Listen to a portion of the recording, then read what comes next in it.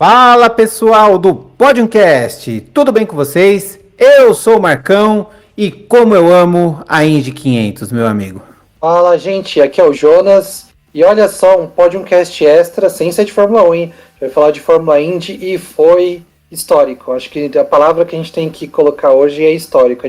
É muito chato, muita gente usa muito histórico para muita coisa, mas dessa vez está aplicada corretamente. Concordo plenamente. Muito bem, muito bem. Sejam todos bem-vindos a uma edição extra do Podiumcast, o seu programa que vai fazer análise das corridas de Fórmula 1, só que de vez em quando a gente vem falar de outras categorias e não tinha como não falar da maior corrida do mundo, a Indy 500, que é uma corrida que eu amo de paixão, uma corrida muito gostosa de ver. Ela é uma corrida muito estratégica, muito especial, mas nossa, é muito gostosa. Ela é o meu top 1. O meu top 2 é 24 horas de Le Mans, minha categoria favorita é a Fórmula 1, mas estamos aqui para falar um pouquinho de Indy.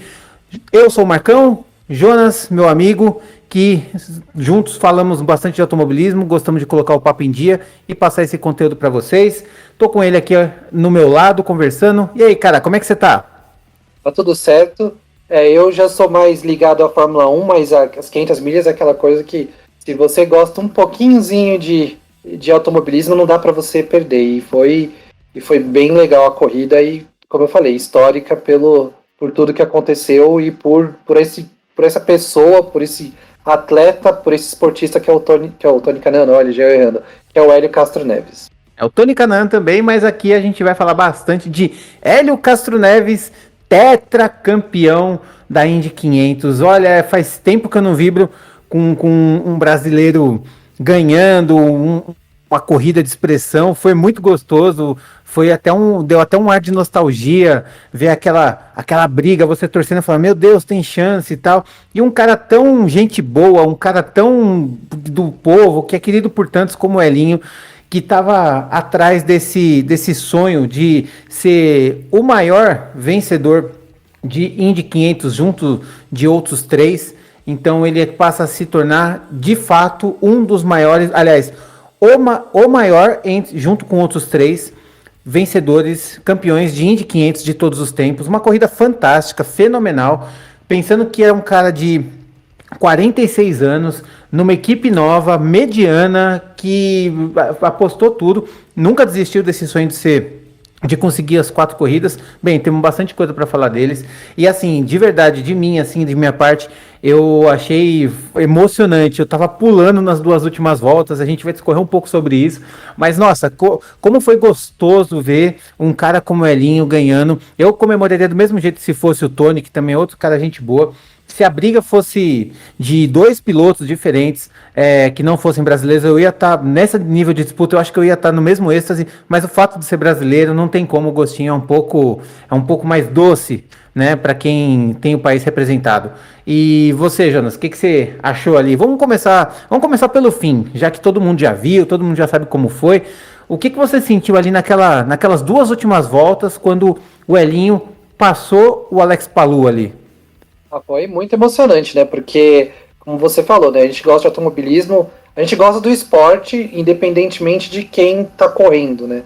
Mas ter alguém ali do seu país, alguém que é multivencedor ainda, alguém que tem um talento como o Hélio Castro Neves na frente, com a idade que ele tem, né? Já não é mais um garoto, tem ainda chão na Indy, mas não é mais um garoto, tá ali disputando, foi maravilhoso. A corrida dele foi impecável, e quando ele deu aquele passadão no Palou ali, eu falei, cara.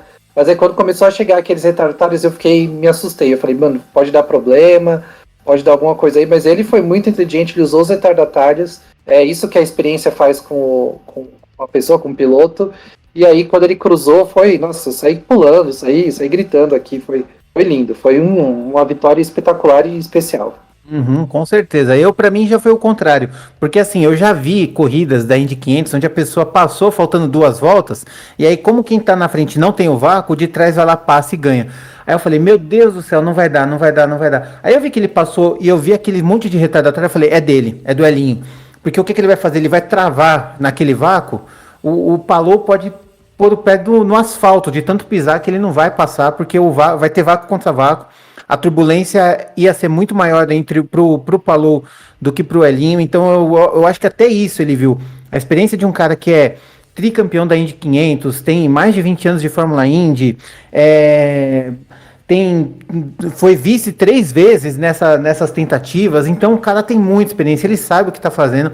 Eu tenho certeza que quando ele falou assim, eu vou passar, eu acho que ele estava vendo lá no fundo, ó, tem os retardatários, eu vou alcançar ele, porque é ali que eu vou me garantir. E não deu outra, meu, quando eu vi que na reta oposta o Palono chegou, abriu a terceira curva, eu falei, já era do Brasil, só se acontecesse um mecatombe, ele batesse no muro, como já aconteceu, mas eu tinha muita certeza de que o Elinho não ia decepcionar. E só falando mais um pouquinho, cara, eu teve uma hora ali que eu tava, não é que eu tava descrente, mas eu já tava começando a aceitar o segundo lugar do Hélio, né?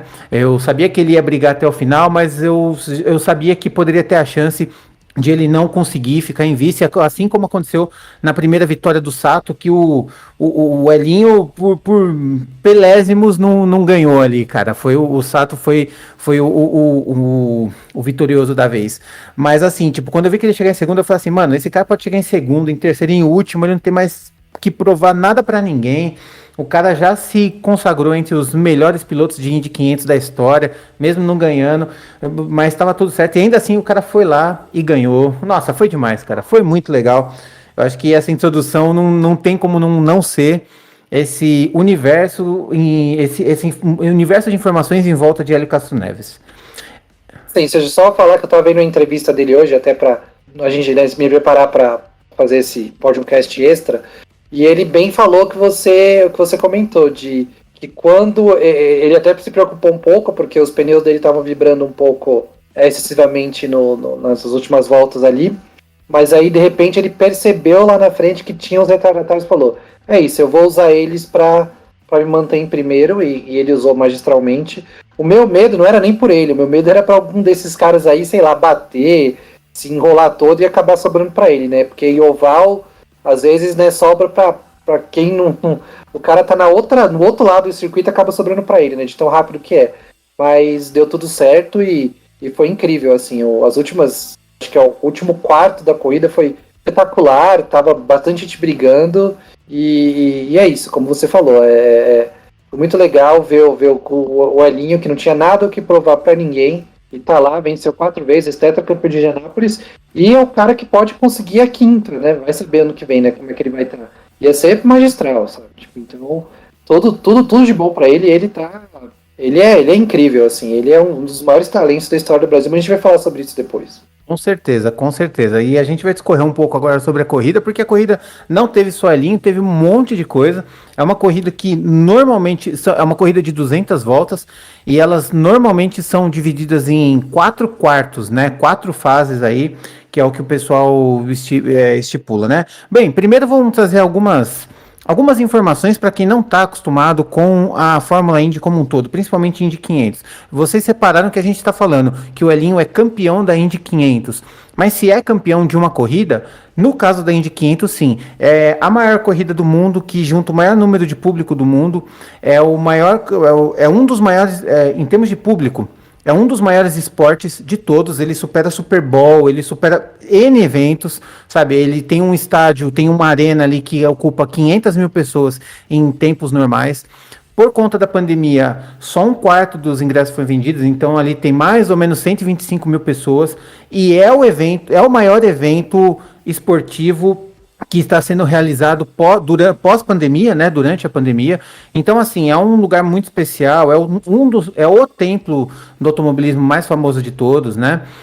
Então, sim, quem ganha a Indy 500 é considerado campeão, inclusive muitos pilotos, incluindo o próprio Elinho, falam que o Elinho, que nunca foi campeão da Indy, ele fala assim, eu não abro mão das minhas vitórias da Indy 500 por título nenhum no mundo, sabe? É uma coisa realmente muito magistral para os pilotos, para quem gosta do automobilismo, para quem vive disso.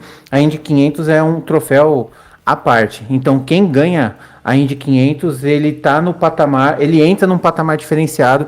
É uma pista muito difícil de guiar, embora pareça fácil, que é um oval, é um quadrado, né? Só virar para a esquerda. Não é bem assim. Você tem que ter muita concentração, é uma velocidade alta o tempo todo, é um nível de atenção muito alto, é mais de 2 horas correndo em alta velocidade. É diferente. É diferente. Bem, Dos bem boas informações. Indianapolis Motor Speedway, ele é a maior arena esportiva, algum esporte assistido do mundo, né? A gente tem arenas esportivas quadra para tênis. A maior arena esportiva do mundo é o Indianapolis Motor Speedway, que cabe, como o Marcão falou aí, corrida praticamente à parte, e é pináculo do automobilismo, né? A gente fala que por que é tão importante também, né? Os Estados Unidos sempre foram marcados pela indústria automotiva, né? Tem grandes fábricas nos Estados Unidos, né? A General Motors, a Ford são entre as duas maiores, e lá é um lugar que respira muito essa questão do carro, e Indianápolis é a capital disso. Então a vitória lá se torna ainda mais...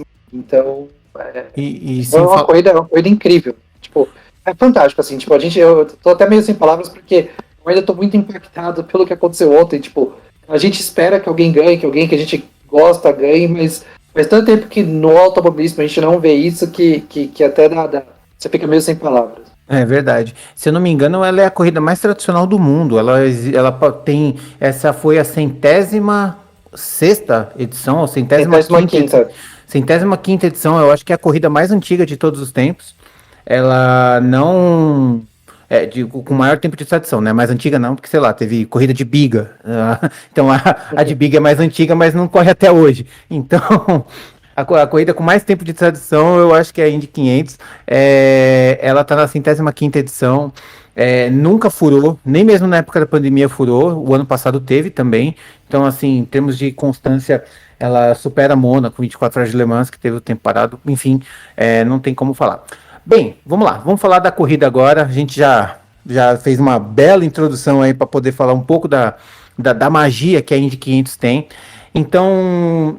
Como eu estava explicando, a Indy 500 ela é uma corrida de 200 voltas e normalmente ela é disputada em 4 quartos. Então você vai dividir ela em 4, porque assim, tem uma lenda, uma regra lá na Fórmula Indy que diz assim, ó, a verdadeira corrida da Indy 500 começa nas últimas 50 voltas. Então, a primeira parte as primeiras 50 voltas é a volta de reconhecimento, onde cada carro vai dizer onde que você tá, eu tô aqui, tá entendendo o carro, vai poder fazer assim, vai poder forçar um pouquinho mais, então é meio que o quarto de reconhecimento. O segundo quarto é o quarto de posicionamento, onde você vai falar assim, eu vou conseguir ficar até mais aqui, vou passar uns carros e ficar em tal posição.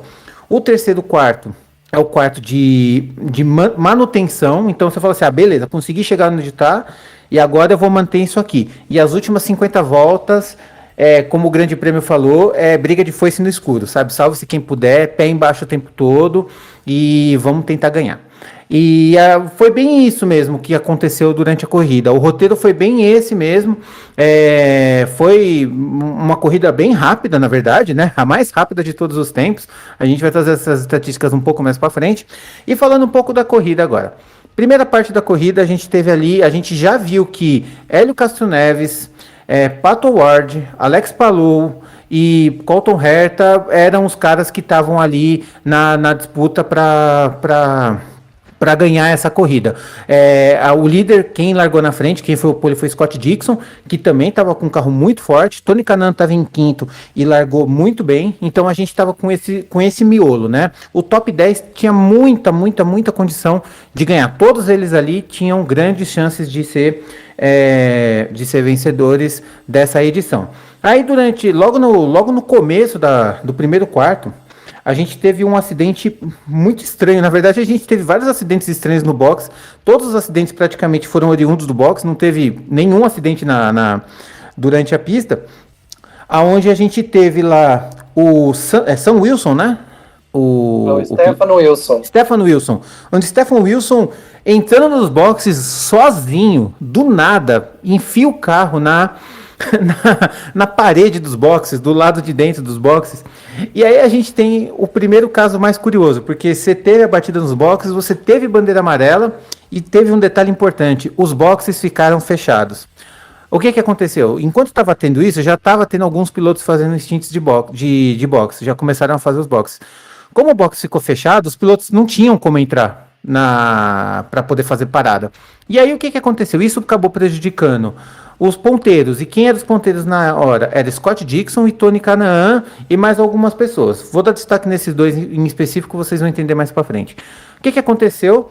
Quando liberou o carro, liberou a parte e começou e voltou a correr normal, eles não tinham mais, eles perderam muito tempo. Então o Dixon chegou a ir com o carro se arrastando literalmente para os boxes, porque enquanto ele estava na reta para poder parar, deu pane seco, o carro parou. Então ele, na banguela, assim, na força do impulso e da alma, ele conseguiu entrar lá nos boxes e conseguiu reabastecer. Só que como o carro ficou seco, ele não ligava, ele perdeu muito tempo. Acho que tomou mais de uma volta enquanto estava ali parado. E acabou sofrendo e praticamente a corrida dele foi... A chance de vitória se praticamente virou zero. E o Tony Kanaan também foi outro que sofreu muito. Então eles caíram lá para trás, caíram lá para 27º, 28º e acabaram tendo esse prejudicado. Outros pilotos também foram prejudicados. Mas por que eu foquei muito nesse ponto? E aí eu queria passar um pouco para o Jonas. É que o poder de estratégia e de recuperação desses dois foi realmente muito alto. Tanto é que eles terminaram, o Tony Kanaan terminou em 10º e o Dixon terminou em, deixa eu ver aqui... 17º. 17º. O Dixon ainda não foi tão bem, porque no último stint ele realmente não conseguiu se manter na pista. Mas o Tony Kanaan, que estava em sexto, largou em sexto, quinto e terminou em 10º, foi pior. Cara, ele caiu para último, literalmente. Onde ele não estava conseguindo, e ele conseguiu uma volta atrás, ele conseguiu recuperar essa volta e ainda terminar em 10º. Assim, pra alegria que ele conseguiu fazer uma ótima corrida de recuperação, mas também muito triste porque a chance de a gente ver uma briga entre brasileiros disputando a vitória era muito grande, você não acha, Jonas? Eu concordo, e é isso, né? A questão de estratégia, a gente tá falando, é uma coisa muito importante lá, né?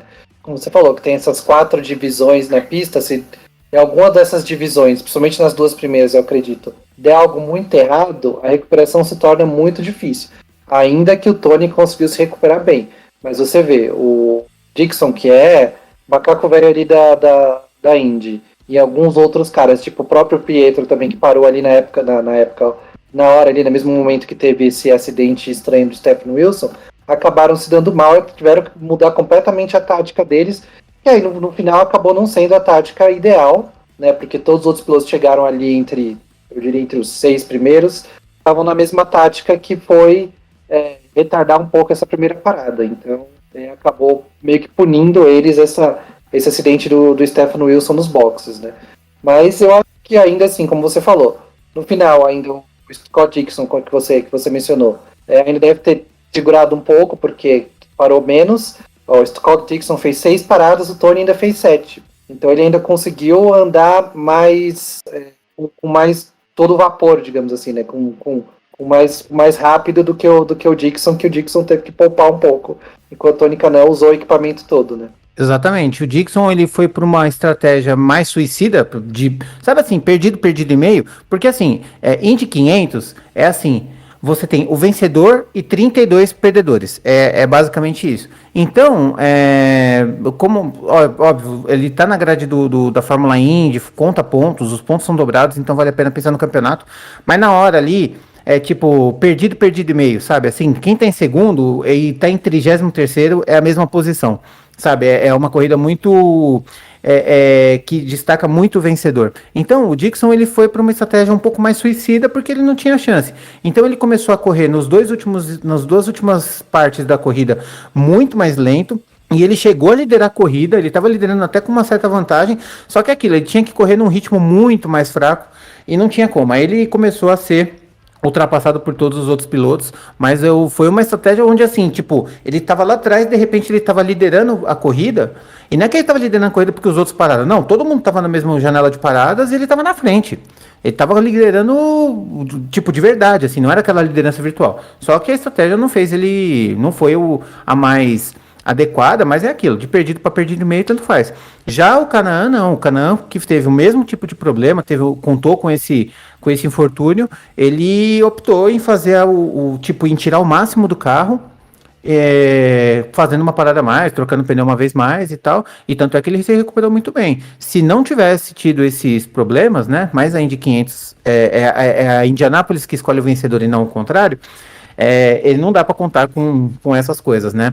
Eu acho que o erro aí do Dixon e tantos outros que ficaram lá atrás foi de querer contar com uma bandeira amarela. Eles estavam, a verdade é essa, existe muito isso, como tem muita bandeira amarela na Fórmula Indy, principalmente nos ovais, então eles estavam contando, não, vamos fazer um stint menor e torcer para ter 2, 3 bandeiras amarelas e ver no que dá. Não deu, perdeu.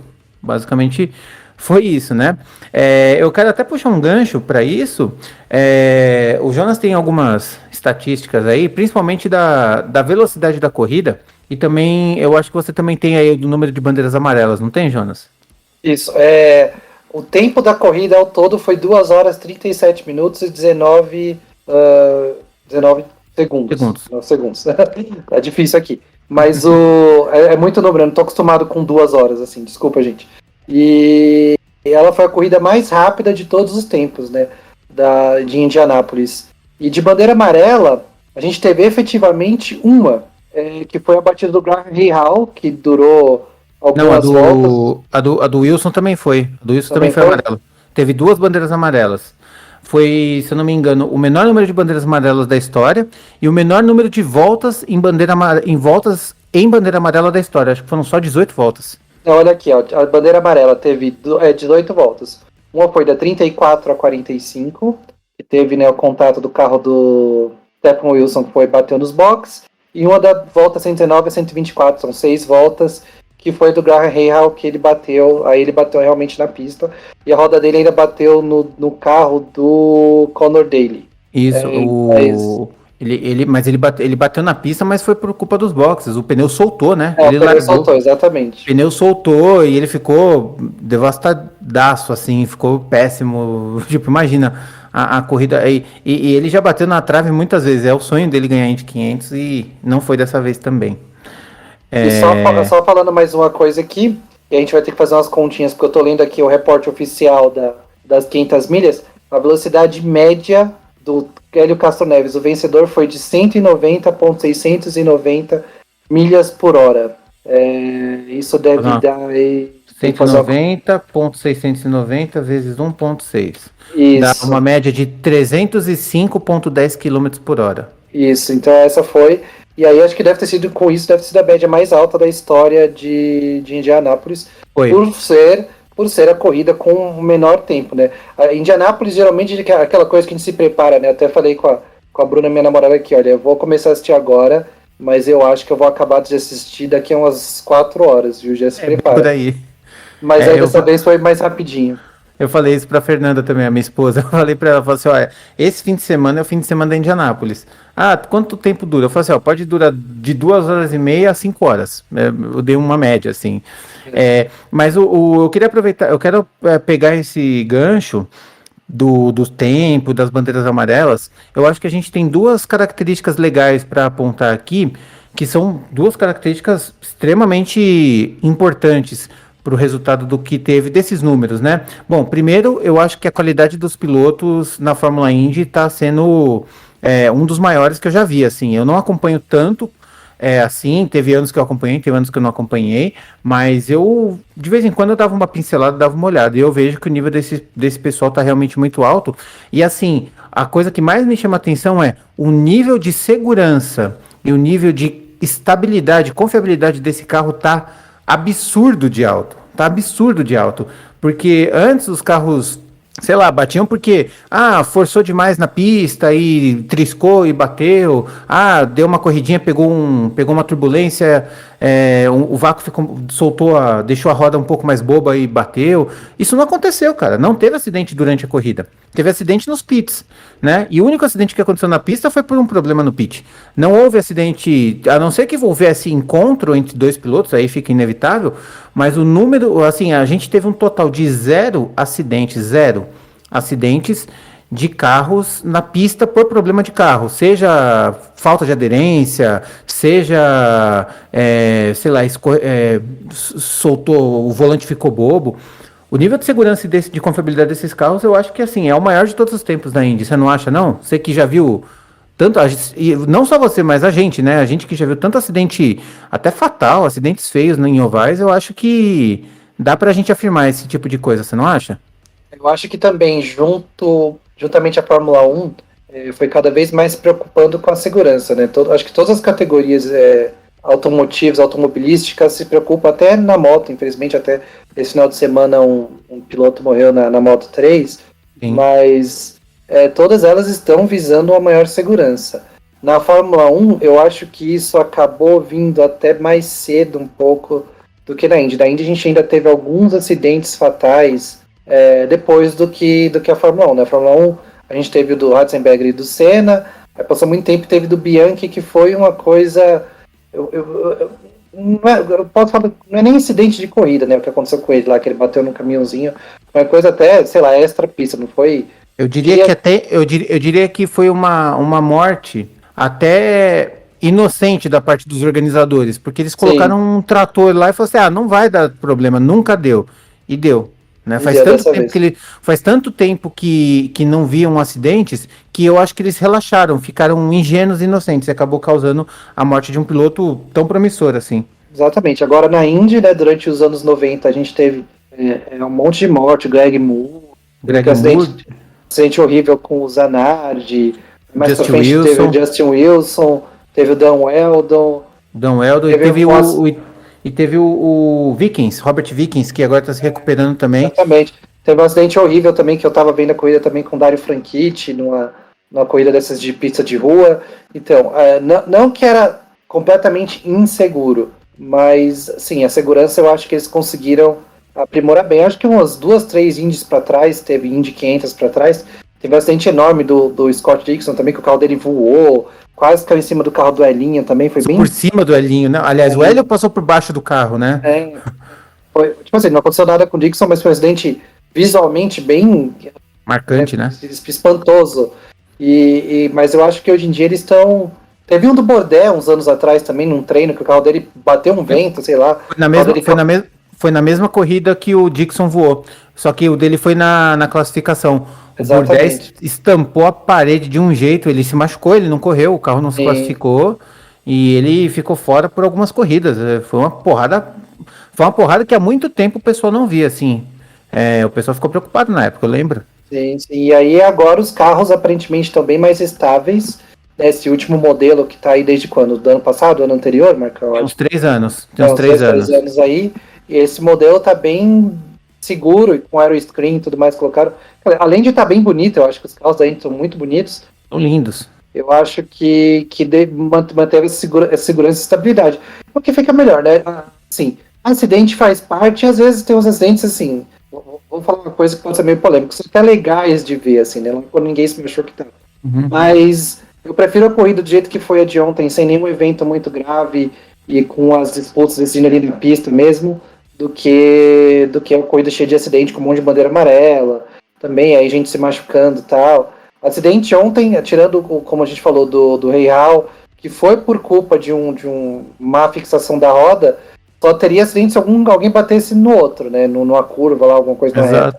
E nem isso teve. Então, além de provar o nível de segurança dos carros, você prova o nível de qualidade dos pilotos, né? Que você não vê, eu acho que não teve zero ameaça de ter uma batida, assim, sabe? Eu não lembro de algum momento que os caras tá, tipo, tocando roda aqui. Não é igual na Fórmula 1. Se o cara tocar a roda ali, tocar roda e tocar alguma roda, toca na outra, outra roda toca no muro, né? Então, é bem legal ver esse alto nível de pilotagem. Eu acho que, assim, nas categorias em geral que eu vejo de corrida, a pilotagem tem um nível muito bom, em geral, assim. Tirando um ou outro, Mazepin, nível de pilotagem tá bem legal. Olha, até uns roda presa ali na Indy 500, sabe? Tem o Santino Ferrucci, que não é o Mazepin da Indy praticamente, que até ganhou corrida, tal, faz corridas boas, mas ele tem umas atitudes meio que eu não gosto muito, não. O Marcos Ericsson também enxerga além de onde tem que chegar, bate de vez em quando. Marco Andretti também já fez das suas. O Rossi é um bom piloto, só que eu acho que quando ele tá na fase de empolgação, ele parece que tá jogando videogame, sabe? Parece que ele fala assim, sabe assim, quando tá na última volta e ele fala assim, não, eu vou enfiar esse carro aqui para poder ganhar a posição? Ele meio que faz isso, só que a vida real o carro bate, né? Então ele de vez em quando tem dessas. Nem isso teve esse ensaio do vai dar merda, sabe? Isso não aconteceu não. Então é bem por aí. Bom, aí a gente teve na corrida, a gente tá falando bem rápido, tá? A gente, como falou, a gente conhece bem assim, mas a gente não é o especialista da Fórmula Indy, não que a gente seja da 1, mas a gente sabe mais da 1 do que da Indy, então a gente tem mais propriedade para falar. Então a gente vai falar dos pontos que a gente achou legal. Agora, falando das habilidades dos pilotos, a gente tem que constatar aqui uma coisa que é fato, assim, essa nova geração da Indy, ela tá incrível, incrível. Eu acho que é a nova geração da Indy mais forte que eu já vi do tempo que eu vejo Fórmula Indy, assim, sabe? A gente tem Pato Ward, Linus VK, Alex Palou, Colton Herta, Rosenqvist. Gente, só tem. Ó, o menos bom é o Rosenqvist, que ainda não se encaixou na Fórmula Indy. Mas olha, todos esses outros que eu comentei, meu amigo, eles estão demais, demais, demais, demais. Sabe assim, o Colton Herta tem 21 anos, já tem duas ou três vitórias na Fórmula Indy, estava correndo muito bem. O Alex Palou brigou de igual para igual com o Elinho, assim, com uma maestria, uma propriedade que foi muito legal. Linus VK ganhou o Grande Prêmio de Indianápolis em cima do Romain Grosjean, numa estratégia no braço, bem legal. Pato Ward também já ganhou corrida da McLaren. Tá fantástico esse time, assim. E eu tenho uma aposta. Eu acho que o Pato Ward pode até ir para a Fórmula 1 no futuro. E num futuro não tão distante. Queria que o Jonas continuasse um pouco com esse assunto. Eu concordo. Eu acho que, como a gente brinca, a base é bem forte, né? Eu acho que a Indy, como você falou, né? A Indy, e de novo, falando, eu acho que o automobilismo em geral tem visto uma geração nova de ótimos pilotos surgindo, né? O problema é só que a Indy um pouco menos, eu acredito, lógico, dinheiro precisa em todo lugar, mas a Indy um pouco menos da Fórmula 1, então a gente tem mais espaço para o talento aparecer, né? Do que na Fórmula 1, né? Como o Hamilton falou, a Fórmula 1 virou um clube de bilionários, né? De filhinho de bilionário, né? A Indy, como o custo é um pouco menor, as coisas são mais iguais, né? São mais niveladas, tem chance de aparecer, como você falou, Alex Palou, Toward, o Rinus VK. Então tem chance desses caras que são bons, a gente tá vendo que são bons, tem qualidade, mas infelizmente no automobilismo europeu não tem chance, né? Por um motivo ou outro, pode ser dinheiro, pode ser por algum outro motivo. Tem na Indy um lugar para mostrar seu talento, né? E como a Indy tem esses ovais legais como o Indianapolis e corre também em circuito e corre também em pista de rua, os pilotos acabam mostrando talento em várias modalidades, digamos, várias pistas diferentes, né? Então várias pistas diferentes mesmo, né? Tudo bem, a Fórmula 1 também corre várias, em vários trajetos, várias. Como é que eu posso falar, Marcão? Em vários. Caramba, eu esqueci várias categorias? Não é várias categorias. A palavra não é categoria. Eu entendi que você está falando assim, em várias situações, em várias circunstâncias. Várias coisas diferentes, como eu falei, tem oval, tem misto em circuito, tem misto em rua. Então é bem legal, né? Então aí mostra como tem uma geração boa. Você mistura esses caras da Índia, mistura com o Lando Norris, o George Russell, até com um pouco mais velho, mas que já tá com mais experiência, falou, Max Verstappen, com Carlos Sainz. Tipo, a gente tem uma geração muito boa de pilotos. É aquela coisa, né? Tem que dar chance pra esses caras. E às vezes, né, o dinheiro não deixa dar chance na Fórmula 1. Mas como eu falei, ainda bem que tem uma Indy aí que mostra que tem essa molecada. Mas ao mesmo tempo, na Indy, também tem o povo mais velho mandando muito, como o Elinho que ganhou, como o Tony que estava ali entre os 10, como o Scott Dixon também, que deve estar com mais de 40. Tem os caras de James Hinchcliffe também um pouco mais velho. Então tem uns Cabordet também, deve estar ali perto dos 40, um pouco mais. Então tem uns caras ali que também... meio que para todas as idades ainda, né? De 18 a 50 tem tudo que é a idade ali. Com certeza. A Índia é muito mais democrática em termos de acessibilidade, isso aí, com certeza. A Fórmula 1 é o top do top, é o melhor, o creme de la creme, como se fala, do esporte. Então é assim, é tudo no máximo, né? Performance no máximo, velocidade no máximo, força no máximo, atenção no máximo, tudo no auge, né? E a Indy, ela não precisa de tudo isso no auge. Então você tem espaço tanto para um Colton Herta, que tá correndo pra caramba, que tem aquela energia, que tem aquela vitalidade de um novo, mas você tem espaço, por exemplo, para um Dixon, que tá para ser, esse ano, se ele ganhar, ele vai se tornar um dos maiores de todos os tempos da categoria, com 7 títulos, vai se igualar a Schumacher, só para vocês terem uma ideia, na Indy, né? Então ele já é o maior vencedor de todos os, maior vencedor de títulos de todos os tempos. Tem uma Indy 500 só para vocês terem uma ideia. Scott Dixon, um dos maiores vencedores da Indy, ele tá para ser o maior vencedor da Indy agora, se ele for campeão. Ele tem só uma Indy 500 e foi, sei lá, há uns 15 anos atrás ou mais, foi logo no começo da carreira. Então, só para você ter uma ideia de como é. Mas você tem um espaço para melhor idade, né? Que eu tava brincando. Então você tem lá os quarentões, você tem espaço para isso. Então você vê, assim, pessoas como, pilotos como Hélio Castro Neves, que ganhou a Indy 500. Você tem o Tony Kanaan, que pegou um top 10 numa recuperação incrível. Você teve ali Simon Pagenaud, que também já não é nenhum novinho, já corre há muito tempo e largou lá atrás, largou em 17º ou 18º e tava brigando pelo título nessa corrida, faltando 3 voltas, ele tava em quarto, ele passou e foi para terceiro, sabe, um pouquinho mais ele alcançava ali o Alex Palou, sabe, dava para alcançar, então ele tinha carro para isso. Então você tem esse espaço para o pessoal da Fórmula Indy. Eu acho isso muito bacana. Você tem bons pilotos correndo muito bem. E você estica a carreira desses pilotos, né? Que até por conta de medicina esportiva, ciência, essas coisas, hoje uma pessoa de 44 anos, 40 anos, tá com a mesma saúde de uma galera de 30, de 20, né? E isso vale para a Fórmula 1 também. A gente tem lá um Alonso com 40 anos, o Kimi Raikkonen, se não me engano, tá 43 ou 44 anos, mantendo um nível dentro da Fórmula 1. Tipo, a gente sabe que tem as suas limitações, mas, assim, não é... Tá correndo melhor que muito piloto novinho lá, sabe? É só olhar, basicamente, né? Ô Marcão, você tá deixando o Kimi Raikkonen mais velho aí, hein? 41, pô. Ele tem 41? Eu achei que ele já tava 44.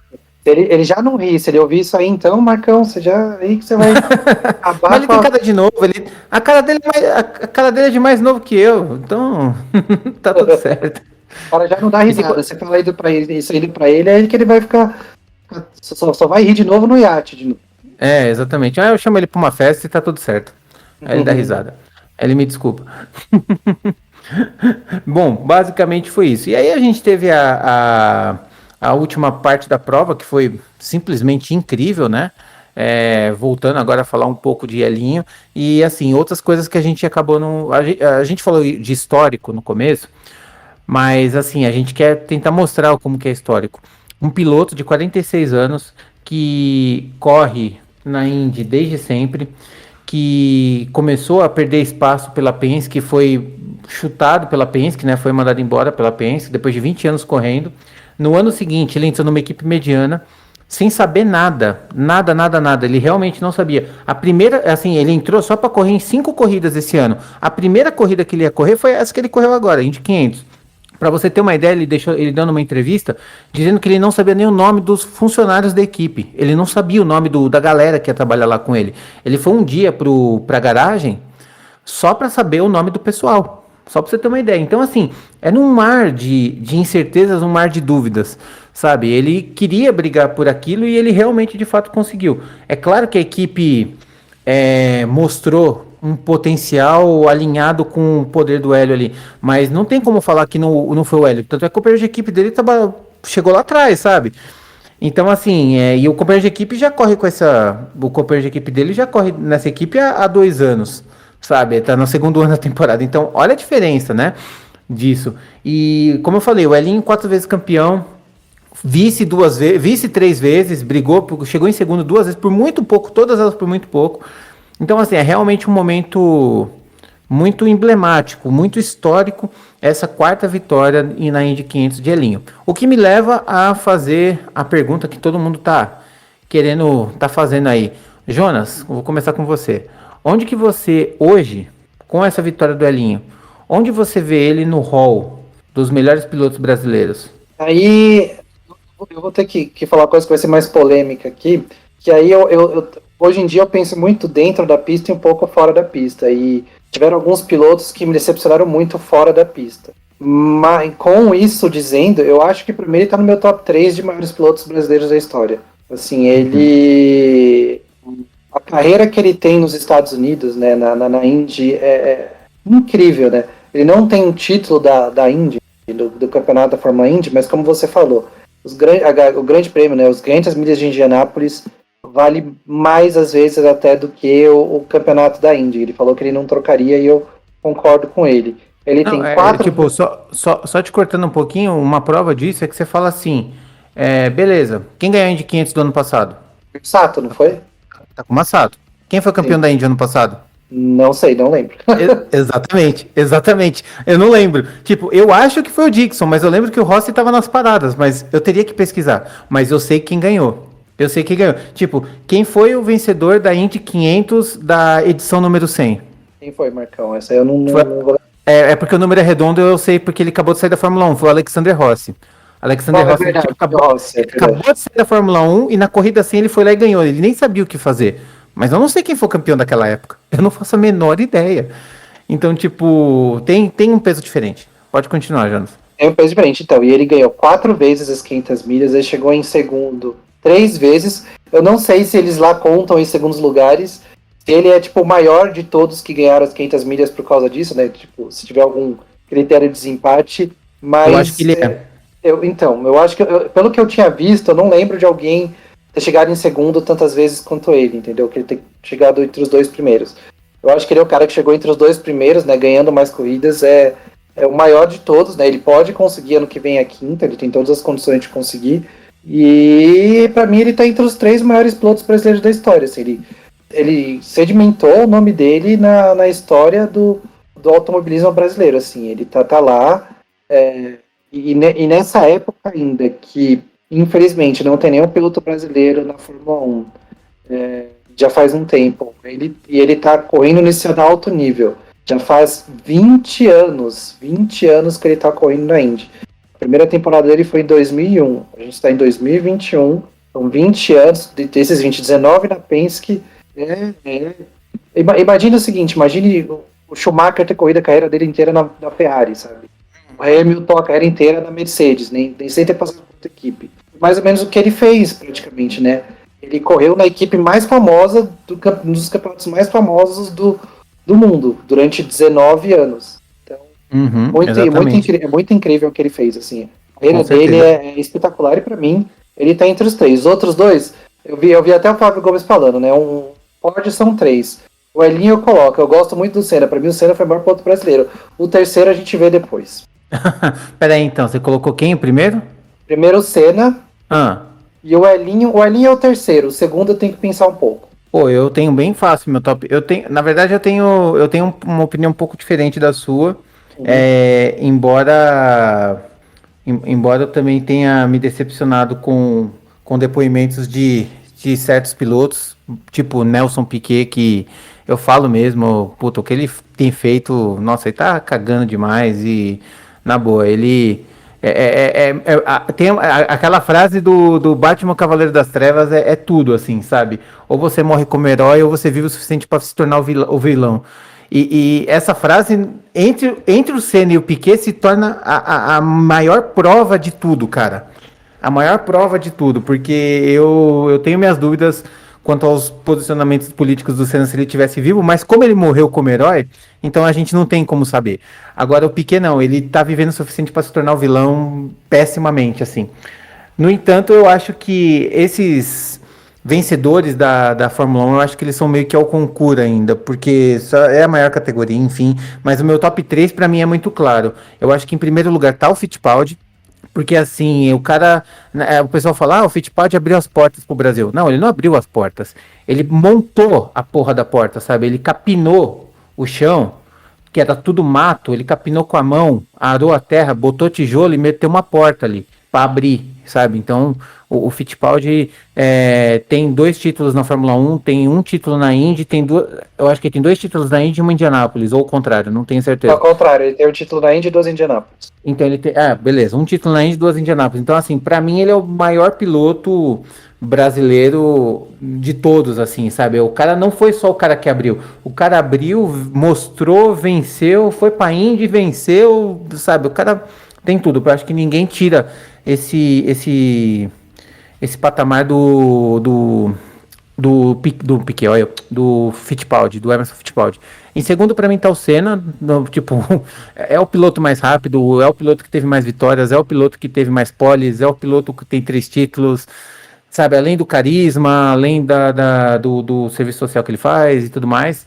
Em terceiro, querendo ou não, eu acho que é o Piquet, porque também estava numa fase tão boa quanto, ou até mais difícil, porque ele correu com pessoas no auge, tipo Lauda, Stewart, enfim, Rosberg, tantas outras pessoas. Peraí, o Stewart não chegou a pegar não, né? Pô, peraí também, não é tão velho assim o Piquet. Não, ele não pegou Stewart, não? Não, o Stewart aposentou em 73, o Piquet começou em 78. Então esquece que eu falei, mas correu com Lauda, correu com Lauda no auge. Com Lauda, Prost, Mansell, Senna... Prost, Mansell, com o Senna ele já estava mais pro final da carreira. Então, tipo, é difícil até comparar, mas com esses que você mencionou, com certeza. Então, eu acho que também tem os 3 títulos, eu acho que ele tem todo o método. E em quarto, eu acho que entra o Hélio. O pessoal até fala, eu acho que ele entra no top 5, eu acho que ele entra no top 4. Eu não consigo pensar em alguém para comparar com o Hélio, em termos de conquista, sabe? A gente teve o Barrichello com várias vitórias, 2 vice-campeonatos, a gente teve o Massa com um quase título. Mas mesmo que o Massa tivesse tido o título, eu acho que o Hélio fica na frente do Massa, pelo tempo de carreira que ele fez, porque o Massa ele teve realmente um auge, foi piloto bom, disputado, mas se manter no auge, né, é o que a gente fala muito, se manter no auge é uma coisa muito difícil. Então eu vejo o Hélio como o top 4 ali, sabe, assim, e se eu considerar as pataquadas que o Piquet tem falado aí, eu tiraria o Piquet e colocaria o Hélio em terceiro, com certeza. Mas pensando em conquistas, em carreira, ele é meu top 4, com certeza. Não, ele tá entre os 5, mas eu acho que se você colocar 5 aí, beleza, a gente coloca os 3 da Fórmula 1, é o Elinho e o Tony. E o Tony também ganhou Indianápolis e também foi campeão da Indy. Mas teve. Então, o Tony tem uma Indianápolis e um título. Mas eu acho que 4 Indianápolis é mais do que 1 e 1, entendeu? Mas se você pensar, a gente teve Gil de Ferran, que também teve Indianápolis e título. Né? É difícil esse miolo, né? É uma massa cinzenta muito, muito homogênea ali, tem muitos números próximos, mas o Elinho é o que se destoa desses números. Porque o de Ferran tem um título e uma Indy. O Tony tem um título e uma Indy 500. Já o Hélio não, o Hélio tem 4 Indy 500. Pra mim tá bem destacado, assim. Entre o top, eu acho que o top 5 fica muito misturado e o Hélio é o cara que se destaca desse daí.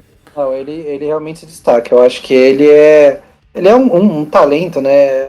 Como a gente fala da Fórmula 1 que ser aquela coisa, né? A cereja do bolo ali, tá? Eu acho hoje em dia que é mais azar da Fórmula 1 não ter tido um piloto como o Elinho do que azar do Elinho não ter corrido na Fórmula 1, sabe? Porque o Elinho na Fórmula 1, numa equipe boa, ele faria um trabalho muito bom. Imagina o Elinho numa Red Bull na época que estava ganhando tudo, o Elinho numa Ferrari na época que estava ganhando tudo, sabe? Eu tenho minhas dúvidas.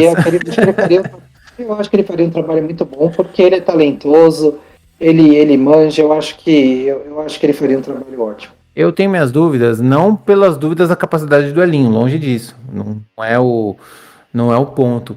Mas eu acho que a tocada de você guiar um carro da Indy é um pouco diferente do tocar um carro da Fórmula 1. Que nem o pessoal do Grande Prêmio fala muito, né? O Dixon no auge numa Fórmula 1 faria estragos, né? Eu não vejo, porque a Fórmula Indy ela é mais estratégica. Você tem que ter uma visão um pouco mais ampla, você guia mais sozinho, você não tem tantas informações, então o cara tem que ter uma visão mais completa do geral, assim. Então o Dixon, que sei lá, numa corrida normal tá em 13º, de repente tá lá em segundo, e na próxima tá em primeiro, na próxima tá em terceiro, e é campeão, porque esse jogo de xadrez começa na primeira volta e só termina na última volta da última corrida. E a Fórmula 1 ela é um pouco mais exigente nessa questão, sabe? Como eu falei, é o ritmo alto o tempo todo, o auge o tempo todo, então é uma curva de auge muito pequena, se você parar para pensar. Se você cai um pouquinho, você já não aguenta mais. Quem são os pontos fora da curva disso daí? É o Hamilton, que tá indo pro oitavo, tá disputando o oitavo título, tá 15 anos na Fórmula 1 e tá no auge desde sempre. Quem mais? O Alonso, no período que ele correu, ele estava sempre num ritmo alto. Agora a gente tem o Verstappen. Mas, por exemplo, você pensa assim, o Rosberg teve 2 anos de auge e depois ele não quis mais, ele desencantou da parada, sabe? Então, o auge é uma coisa muito, muito delicada, sabe? Você tem o auge uma vez. Se manter nesse auge mais vezes é muito difícil. Então, eu acho que é por aí a parada. Já na Indy, você não precisa ter esse auge, o pico do pico do pico o tempo todo. Você vai ter o pico, você vai ter o seu melhor ano. Mas no outro, se é tipo o seu auge -1, é muito alto ainda. Ainda é mais aceitável. Você consegue ter títulos, por exemplo, nesse formato. E não, Mas não, aí, é uma. mas aí te faço a pergunta, né? Que aí depende, a gente tá fazendo. E se? Quer dizer, depende, se o Elinho tivesse, sei lá, saído de uma Fórmula 3 na época, Fórmula 3000, e ido pra Fórmula 1, ele ia gerir a carreira dele de outro jeito voltado pra Fórmula 1. Por isso Concordo. que eu digo, não dá pra gente saber, tipo, ele ia pensar nas corridas e estratégia de corrida de um jeito completamente diferente que ele pensa hoje em dia. Né? Tiveram poucos pilotos, eu até concordo com você que tiveram poucos pilotos que saíram da Indy e foram para a Fórmula 1 e foram bem sucedidos, né? O contrário aconteceu mais, né? Pilotos que saíram da Fórmula 1 e foram para a Indy. Aí você tem o Emerson, você tem o Mansell, você tem Não precisa o muito. Andretti. Não precisa ir muito. O Grosjean fez uma pole e terminou em segundo. Exatamente. Na sua quarta corrida. E ele nunca foi um piloto de alto calibre na Fórmula 1. O auge dele foi com a Lotus, onde ele teve uma vitória. E só, sabe, assim, tipo, só não, é muito para um piloto ganhar na Fórmula 1. Mas assim, você entende que o Grosjean, o Grosjean já tá no fim da sua carreira, certo? Ele sofreu um acidente que ferrou a mão dele, que teve, enfim, todos os problemas que aconteceu. Ele tá indo para uma equipe média, faz uma pole e termina em segundo, é diferente. É diferente. Não dá para dizer que não é. Sim, é diferente. E aí, ao contrário, de piloto realmente bem sucedido, que saiu da Indy para Fórmula 1, só tem o Jacques Villeneuve. Então, ele não foi campeão. Ele foi bem sucedido, ganhou corridas, foi bem sucedido. Ganhou, mas realmente, aquele cara que você falou assim, que superou qualquer expectativa, é só o Villeneuve. Sim. Ok, concordo, aí sim. É porque assim, você teve, sei lá, o Zanardi pegou uma Williams ruim, mas correu bem na época. Aí você teve o Montoya, que disputou de igual para igual com o Schumacher em algumas corridas. Mas perdeu, e aí é a nossa outra briga, gente. Não, sim. É a nossa outra briga, gente. O Marcão não gosta do Hackney, eu não gosto tanto do Montoya, não acho Montoya tudo isso. O Montoya é 10 vezes melhor que o Hackney, só falo isso. Eu acho que melhor. Eu acho que não, mas beleza. Mas aí mas não ganhou.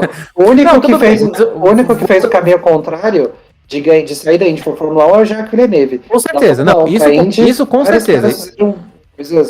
Vários caras tiveram temporadas boas e foram campeões ainda, né? Sim, exatamente. O Mansell foi campeão na estreia, o Piquet ganhou em Indianápolis. Você tem o contrário, é muito mais comum de se ver, mas o Sato ganhou em Indianápolis 2 vezes, era um piloto bem mediano na Fórmula 1. Exato, então assim, tipo, é difícil você falar assim, ele é melhor aqui e tal. Não, a chave vira muito. Então assim, para você tá na Indy, você pode ser... É muito errado isso que eu vou falar, tá? Você pode ser menos bom, tá? Mas como eu falei, é muito errado. É que eu não encontrei palavra melhor. Mas que a exigência torna isso mais difícil para estar lá, sim. Então eu acho que às vezes o piloto fala assim, não, vou tentar claro, é o melhor e tal, vou tentar dar o meu melhor. Mas não é porque ele vai tentar que talvez ele vá conseguir. E na Indy você pode conseguir. Você tem boas chances de conseguir. Eu entendo o que você tá falando. Não é tipo, eu ia falar, não é que o cara não precisa ser espetacular o tempo todo. Eu acho que você precisa ser muito bom e espetacular o tempo todo. Mas o nível de espetacular da Indy é um pouco abaixo do nível de espetacular da Fórmula 1. Exatamente. Não é que o cara não vai estar concentrado para a corrida, que o cara vai largar, vai fazer qualquer besteira na corrida e ainda vai ganhar. Não é isso. Isso não é aqueles ali de americano que que os caras ficam batendo em ônibus, sabe? Não é isso. Uhum. Corrida é uma corrida de alto nível. Mas o melhor nível da Indy ainda está um degrau abaixo do melhor nível da Fórmula 1. Então, talvez, por isso que a gente já falou antes, você consegue ter um pico durante mais tempo, e mesmo quando você está um pouquinho abaixo do seu pico, você ainda consegue ter um desempenho muito bom. Na Fórmula 1, se você perder um pouquinho do seu pico, já cai vertiginosamente e você acaba saindo, né? Exato. Na Indy, não. E voltando, não que o Hélio Castro Neves talvez não esteja no pico dele, a gente não sabe. Quer dizer, acredito eu, vou falar real, acredito eu que ele não está mais no pico de força física, de agilidade e tudo mais. É normal, a pessoa vai envelhecendo e vai perdendo um pouco. Mas ele ainda tem um nível tão bom que ele consegue ganhar o Indy 500, que talvez, sei lá, é que ele não vai correr o campeonato inteiro, talvez ele consiga ganhar mais corridas até o final do ano. Exatamente. Entendeu? O Scott Dixon tá com 40, você falou, tá para ser 8 vezes campeão. E o cara tá com 40 anos. Na Fórmula 1, o Schumacher ganhou 7, ele tava com 35. O Hamilton tá pra ganhar 8, agora tá com 36. Eu não imagino o Hamilton daqui a 4 anos lutando assim pra ganhar, sei lá, o seu 9º, 10º título, sabe? Eu ainda não vejo, porque é outro nível de exigência. E tem outra coisa, parece que o pessoal da Indy tem um pouco mais prazer de correr por mais tempo do que o povo da Fórmula 1. Eu acho que a Fórmula 1, por ser também mundial, né, ter que viajar o mundo todo, o pessoal fica mais saco cheio mais rápido. Indy, por ser uma coisa mais também, né? uma coisa mais localizada, talvez o pessoal... E também o campeonato é mais curto, é mais perto uma corrida da outra, obviamente, né? Tudo lá nos Estados Unidos, no máximo vai no Canadá aqui, no México ali, tem umas coisas aqui no Brasil também, que não é uma viagem tão comprida. Então eu acho que o pessoal consegue manejar um pouco mais. E tem outras inspirações, né? O Elinho corre nas categorias, vários pilotos correm nas categorias, acho que o Jimmy Johnson, que corria na NASCAR, tá correndo na Indy. Sim. Então assim, dá para você fazer outras coisas. Então parece que ser um ambiente mais sossegado para você conseguir fazer o seu trabalho também do que a Fórmula 1. Com certeza. E tem outros fatores que a gente pensa. Então, assim, a Fórmula 1 é muito mais política, mas muito mais política. Você não pode olhar torto que já acham que você está fazendo errado. É assessoria de imprensa o tempo todo. Agora, com a Liberty, a coisa está ficando um pouco mais mansa. Mas até um tempo atrás, principalmente nos últimos anos do Bernie, a coisa era tão estressante, tão trituradora no emocional do pessoal. Você não pode fazer isso porque não sei o que. Você não pode fazer aquilo porque não sei o que lá. Você não pode comemorar que o seu companheiro, que seu amigo que é de outra equipe, porque não sei o que lá. Agora tá um pouco menos. Ainda mais por conta dos pilotos mais jovens. Mas na Indy você tem esse clima super legal. Cara, quando o Hélio ganhou, apareceu lá o Palou comemorando. Apareceu o Roger Penske, cara. O Roger Penske, que é o cara que demitiu ele o ano passado, tava feliz de ver o Elinho ganhando. Ah, o Elinho é boa praça, gente boa. Não, mas aquele clima é muito amistoso, é muito família, o pessoal vai mesmo, qualquer um pode acessar. É um clima mais gostoso, é um clima mais família nesse sentido. Então isso torna as coisas mais leves e desgasta menos, ela deixa a categoria mais longeva, né? Olha a palavra bonita, longeva.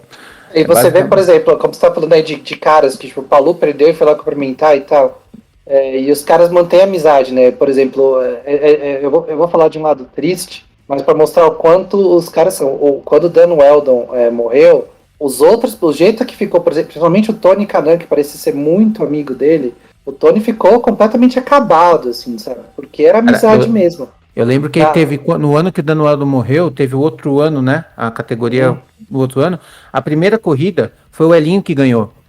E era na pista da cidade do Dan Weldon. Então, tanto é que tinha uma curva que eles batizaram de Dan Weldon Way, né? Que é tipo a travessa Dan Weldon. Na hora que ele ganhou, eu vi essa corrida, ele deu a volta lá final, só que ele parou no Dan Weldon Way e foi subiu lá, o Homem-Aranha subiu nas grades e começou a bater, homenageando ele e tal. E assim, passaram-se algum tempo depois da morte dele, mas assim, sabe, existe essa camaradagem, essa homenagem, essa união muito mais próxima deles, né? Agora, na Fórmula 1, você vê o Verstappen chega em segundo, tá com um sorriso amarelo olhando pro lado porque não quer olhar pra cara do Hamilton, sabe? E não tem isso na Indy, não tem isso na Indy. E eu ia falar pra você pior, né? Se você for pensar a relação do Hamilton com o Rosberg, os dois eram amigos real, assim, se você vê, tem um vídeo muito interessante no canal da Fórmula 1. É triste isso. Que os dois fizeram um pódio, acho que o Hamilton ganhou a corrida e o Rosberg foi o primeiro pódio dele, chegou em segundo ou terceiro. e os dois pulando, felizes um com o outro, cara. Você é meu amigo. Nossa, nós dois vamos estar no pódio. Aí tem o mesmo vídeo, tem uns anos depois, que os dois estão pé da vida, um jogando boné no outro, assim. Então, tipo assim, o negócio acabou com a amizade deles, sabe? De tão competitivo que é. Enquanto na Indy, você consegue disputar com os caras e consegue manter esse nível de amizade. Somente porque a gente falou, eu acredito que é um ambiente mais leve, eu acredito que é mais sossegado de correr. E é bonito isso, é realmente bonito, como você falou. Você consegue separar as coisas. Da Fórmula 1, pelo nível de exigência, você às vezes não tem nem como separar, né? Não é que você não consegue, não tem nem como separar. Tem amizade? Eu lembro que o Massa e o Ricardo eram meio próximos. Tinha os caras hoje, amigos, assim, sei lá, o Sainz e o Norris, hoje tem, mas hoje, com a Liberty, com uma coisa um pouco mais leve. Mas pega a época do Bernie, cara, não tinha. Exatamente.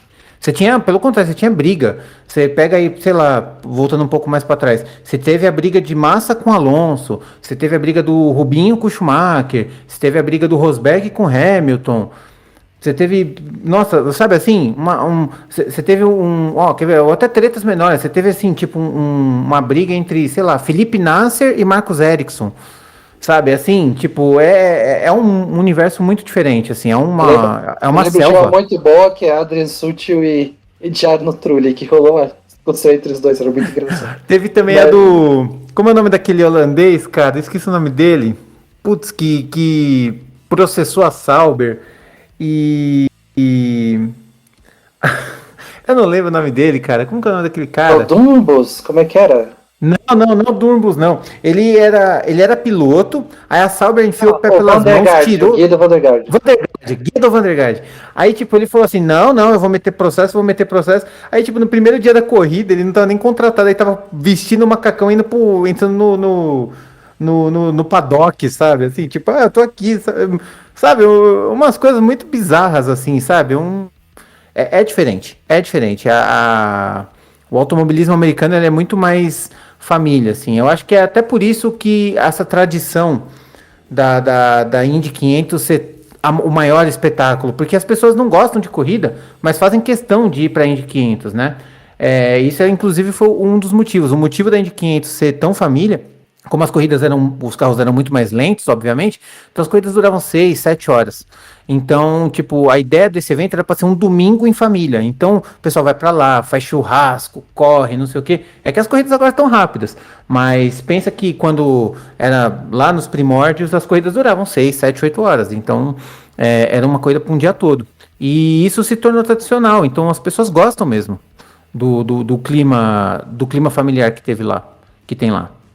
E, bem, vamos encerrando então o nosso papo. Foi gostoso o papo, cara. A gente acabou falando de várias coisas, eu achei bem proveitoso. Falamos mais do conceito da corrida do que da corrida em si. É como a gente falou, a gente não é lá o maior especialista de Indy de todos, mas os nossos 5 centavos acho que é sempre legal comentar.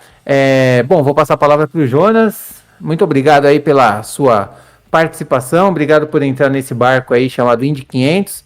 A palavra é sua, meu amigo. Eu que agradeço, foi uma corrida impressionante, né? Acho que todo ano, tríplice coroa, sempre, acho que as 3 corridas são sempre especiais, né? Indy, Le Mans e Mônaco são sempre corridas especiais por serem a tríplice coroa, né? É um negócio já tradicional, a Indy já centenária, Le Mans também deve estar para ser centenária muito próximo, e Mônaco também está ali com mais de 90 anos, né? Eu só queria deixar mais duas estatísticas. Nós tivemos 35 mudanças de liderança durante a corrida, e a volta mais rápida foi feita pelo Santino Ferrucci, que eu até falei mal, mas pelo menos pisar ele pisa. Ele fez a volta mais rápida foi uma média de 227,345 milhas por hora. E ela foi dada em 39,5 segundos. É uma média bem alta. 27,345 vezes 1,6. Média de 363 km por hora. É coisa pra caramba. Isso é uma coisa que eu ia falar. Os carros da Indy, teoricamente, nessa pista e em geral em oval, são mais rápidos que o Fórmula 1, né? Mas se você disputar um Indy e um Fórmula 1 no final de uma volta vai chegar em primeiro, porque o Fórmula 1 é muito mais rápido em curva do que os da Indy. E daí é que ele vai ganhar muito tempo. Mas em velocidade, se for a corrida de arrancada, o Indy chega no primeiro. E Sim. basicamente é isso. Foi muito legal a gente falar sobre isso. Espero que ano que vem a gente volte também falando das 500 milhas, porque é um evento muito interessante. As 500 milhas, quem puder assistir, mesmo na televisão, você vê o tanto de gente que tem. No meio da pista fica o pessoal lá acampando com aqueles trailers, aquela coisa bem americana, fazendo hambúrguer na grelha. É muito divertido e torço para que ano que vem o Elinho consiga ser vice e 5 vezes campeão. Não, vice não, E vice. bicampeão, né? Ah, sim. Bicampeão. E consiga fazer o número 5 ali, ser pentacampeão ao todo das 500 Nossa, milhas. aí ele vai ser o maior vencedor, o maior piloto de Indianápolis de todos os tempos. Aí seria legal. E aí também eu fiquei sabendo que tirando os americanos, só mais uma última estatísticazinha, tirando, né, os americanos que ganharam as edições da Indy, o Brasil empatou com o Reino Unido como segundo país com mais vitórias. São 8 vitórias, né? São 4 do Elinho, 2 do Emerson, uma do Tony e uma do Juiz Ferran. É isso, né? Legal. Da 4, Isso. isso, são Uhum. 8. Então é exatamente isso. E a Inglaterra também, a Reino Unido, eu não sei se é a Inglaterra ou o Reino Unido agora, não tô lembrando, mas também tem 8. E bem, muito legal, né? Eu queria que também tivesse mais brasileiros. Eu não sei qual vai ser a carreira do Pietro, se ele vai. Eu acho muito difícil hoje em dia ele conseguir uma vaga. Então eu queria muito queria muito que ele continuasse aí na Indy para tentar seguir a trajetória do Pietro. É neto do Emerson? Não. Ele Sobrinho. é o Sobrinho neto. Pietro. Não, o Pietro é neto. Neto do Emerson. Então, seguir a carreira do Uhum. avô ali. Bem legal. Mas eu Uhum. tô ainda nas nuvens para a corrida de ontem. E, cara, é muito legal ver isso. Muito bom, muito bom. Muito obrigado, Jonas, por ter participado de mais esse episódio extra que saiu aí do nosso Podiumcast. Eu gostei demais de ter falado de todo esse assunto. Eu ainda estou em êxtase. Eu acho que eu já revi aquelas últimas voltas no YouTube umas 10 vezes. Acho que eu vou ver mais umas 10 agora, porque foi realmente muito significante, assim. Foi muito bonito. E é isso aí, gente. Bom, vamos encerrando o nosso podcast. Eu gostaria de agradecer ao Jonas e principalmente você por ter participado, por ter nos escutado no podcast. Sigam a gente lá no YouTube, Podiumcast, e também nos principais veículos de podcast do mundo. A gente está no Spotify, Google Podcasts, Apple Podcasts, enfim, é só procurar Podiumcast no Google, no Bing, ou seja lá onde for que você vai nos encontrar com certeza. Mas se você puder dar uma moral pra gente lá no YouTube, seguindo, compartilhando e se inscrevendo, dando like nos vídeos, vai ser bem legal, reforça bastante o nosso trampo aqui, falou? Muito obrigado, gente, vamos encerrando, um abraço e tchau!